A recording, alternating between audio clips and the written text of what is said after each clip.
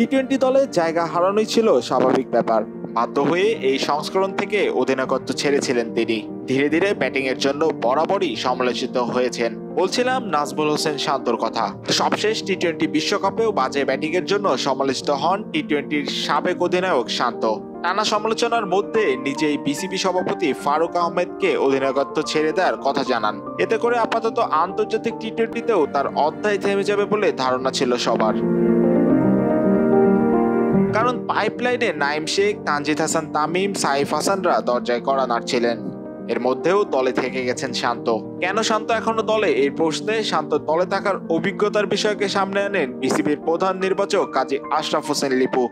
শান্ত আমাদের x captain ছিলেন। আপনি দেখেন টিমটার দিকে তাকিয়ে, you need some experience as well.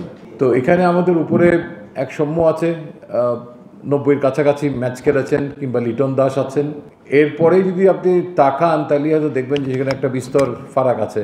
শান্ত বলতে 50 হয়নি, 40-এর আশেপাশে তার ম্যাচ। তো কিছু experience you always need to carry with the team. মূলত পাকিস্তানে 5 ম্যাচের টি-20 সিরিজ খেলতে যাওয়ার পথে সংযুক্ত আরব আমিরাতে 2টি ম্যাচ খেলবে বাংলাদেশ।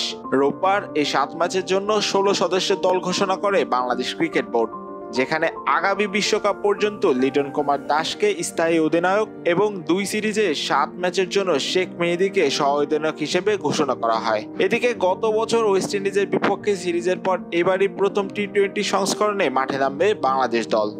শেষ সিরিজে যারা দলের সঙ্গে ছিলেন সেখানে থাকা পেসার তাসকিন আহমেদ স্কোয়াডে নেই এবার চোটের কারণে, আর বাকিরা বাদ পড়েছেন পারফরমেন্সের জন্য। টি-20 দলের প্রথমবার সুযোগ পেয়েছেন ফাস্ট বোলার নাহিদ রানা।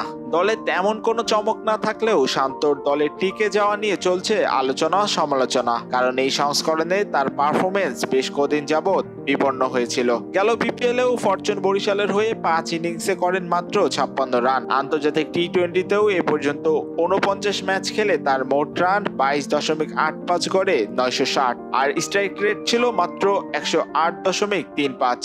মাহিউজ্জামান, মানবজমিন।